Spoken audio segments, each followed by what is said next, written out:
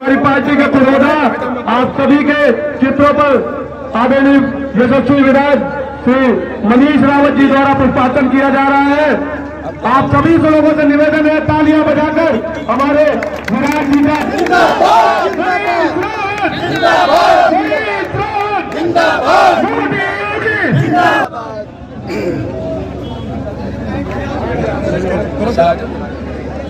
बोलो भारत माता। जनता जनार्दन को प्रणाम करता हूँ।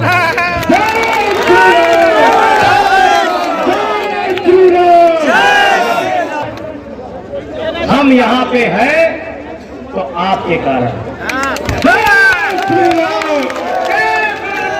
ये ताकत आप सबकी ताकत है।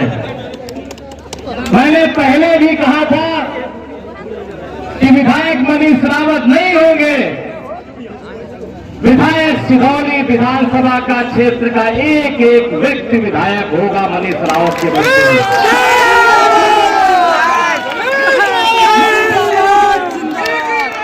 मैं जान रहा हूं, मैं जहां से हमने शुरुआत की, अटलिया से शुरुआत की, हम लोगों ने 12 बजे टोल में पहुंच गए थे और टाइम हो रहा है 5 घंटे लगा है। मैं देख रहा था जिन कार्यकर्ताओं ने दिन रात जान लगाने का काम किया था, सारे लोग हमारे साथ खड़े होकर चल रहे थे। और ये मत सोचिएगा कि मनीष रावत नहीं है। आपने अगर किसी गांव में अगर मनीष रावत की चर्चा की होगी तो वहां से सूचना हमको जरूर मिलती है।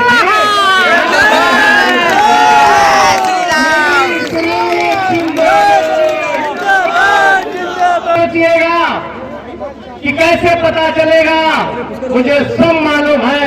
मैं 20 दिन में चुनाव नहीं लड़ सकता था, नहीं टिकट हुआ। 29 तारीख को पार्टी में शामिल हुआ और 1 तारीख को टिकट होता है और 2 तारीख को नामांकन होता है और 23 तारीख को वोट पड़ता है। मैं कहीं नहीं जा पाया हूं। ये चुनाव आप सब लोग लड़े हैं। नहीं उठ रहा है। मुझे बहुत फोन आ रहे हैं। जिस दिन काउंटिंग चल रही थी तब भी फोन बाहर थे। आपको पता होगा, रात में जब 10 बजे हम लोग बिस्वा चौराहे पे आए हैं तब भी फोन हम लोग उठा की नहीं की स्थिति में नहीं थे। आप सभी लोग जानते हैं। और उसके बाद में एक दिन बीतने के बाद हम लोग सारे फोन नहीं अटेंड कर पा रहे, लेकिन मैं भरोसा दिलाता हूं आपसे, जिस तरह मनीष रावत पहले मिलते थे, जैसे पहले थे वैसे हैं और वैसे ही रहेंगे।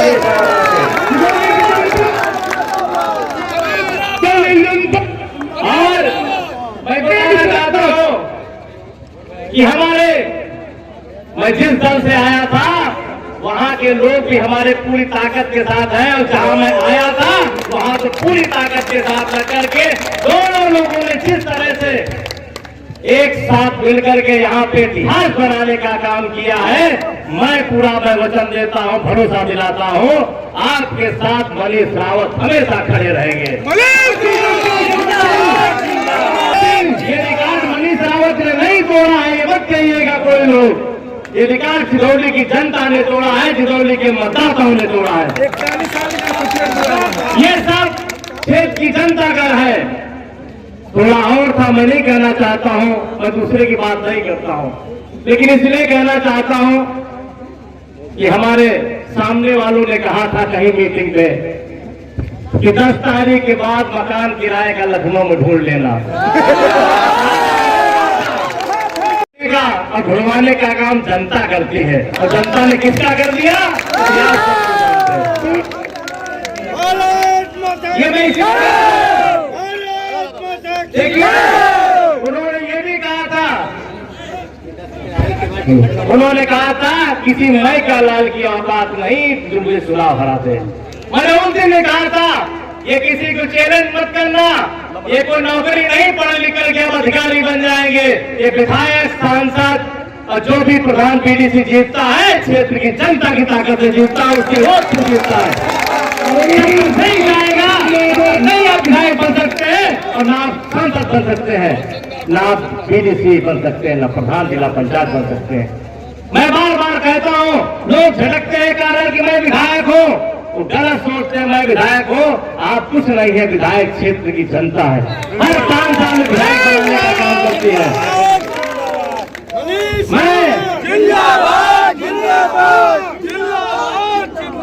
मैं बार बार मेरा आप सबसे निवेदन है, नाराज मत होना आप लोग। मैं इसलिए कह रहा हूं कि मैं जानता हूं भीड़ में हम लोग चल रहे हैं, और जानते हो जो विरोध करता है वो माला पहले लेके भागता है कि नहीं ऐसा? और पहले ही फोटो खींचता है और फोटो खींचने के बाद डाल देता है। मत आप सोचिएगा कि मनीष रावत कि जानते नहीं है, मनीष रावत सब जानते हैं उन वीर सिंह ने किस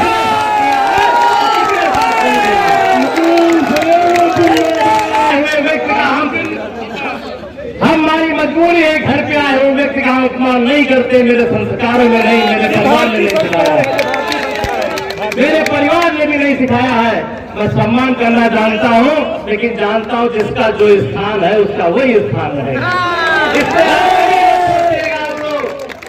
ये सब आप लोग, क्योंकि मैं जानता था काफी लोग नाराजगी, मैं बार बार आपसे कहता हूँ कि आप मेरी पूंजी हैं, आप लोग मेरी ताकत हैं। गुस्सा हो जाना मनीष रावत से लड़ लेना करके, लेकिन घर मत बैठना, घर मत बैठना। मनीष रावत से आके लड़ लेना, कहना ये आपने गलत किया है, ये मेरी बात नहीं सुनी है, मैं सुन लूंगा सारी बात और कल से फिर काम शुरू कर दूंगा। और अगर नाराज हो गए तो नुकसान कितना होगा? आज आप नाराज हो गए तो पहले 5 साल आप काटोगे, उसके बाद फिर हराओगे, फिर 5 साल नुकसान करोगे। नुकसान होगा कि नहीं होगा? है ना? तो जैसे मनीष रावत आपके परिवार के सदस्य हैं, जैसे घर में परिवार में आप पिताजी डांटते हैं, घर वाले डांटते हैं, चाचा भाई डांटते हैं, लेकिन घर से नहीं निकाला जाता है, डांटो गलती को सुधारा जाता है, गलती सुधारने के बाद फिर घर में ही रखा जाता है। तो जो भी गलती हो मुझसे, मैं माफी मांग लूंगा आपसे, लेकिन साथियों साथ मत छोड़ना, ये मेरा सत्य है। एसडीएम साहब बहुत लंबा खींच दिए, हमने कहा दे दो सर्टिफिकेट, लोग बाहर इंतजार कर रहे हैं।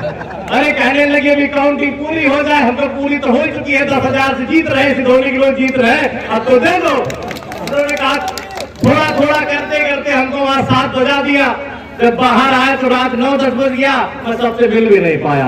मैंने सोचा कि मुलाकात जरूरी है, क्योंकि सरकार आप लोगों ने बनाई है, उत्तर प्रदेश में प्रचंड बहुमत की सरकार आपने बनाई है, और सरकार में हम लोगों को थोड़ा सा समय देना पड़ेगा।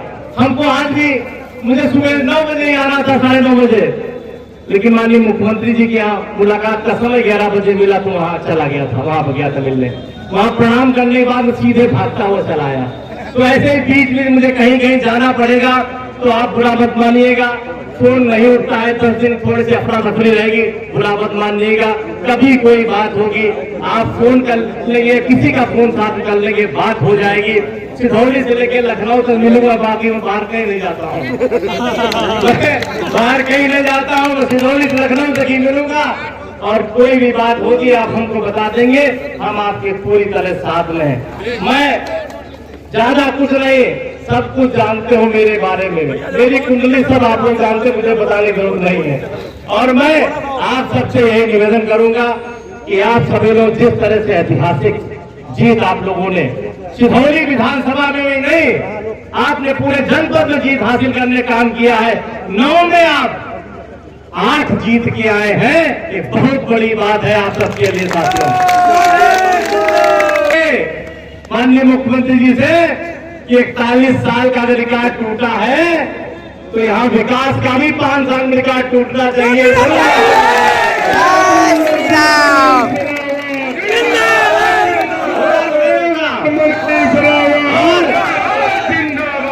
मैं अपने संगठन के सभी मंडल अध्यक्षों का, युवा सेंट्रल के सभी सम्मानित अध्यक्षों का, भारतीय जनता पार्टी के पूरे परिवार, पूरे संगठनों का मैं हृदय से धन्यवाद देता हूं।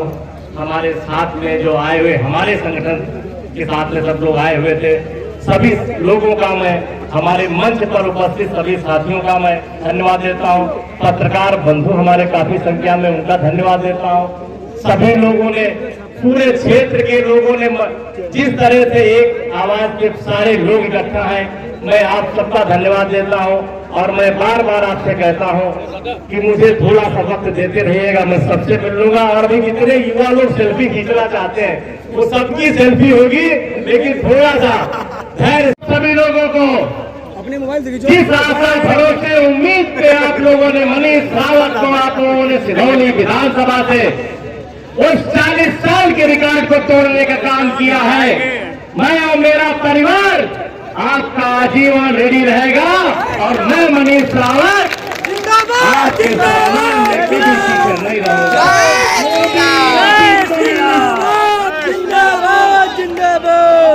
मैं पहले भी कहता था और आज भी कहता हूं, हम लोग जब भी कुछ कराना होगा, मैंने पहले भी कहा था, आप सबसे बैठ के हम लोग जो समस्याएं होंगी क्षेत्र की, पहले लिख के इकट्ठा करेंगे, उसके बाद हम लोग विकास कार्य कराने का काम करेंगे।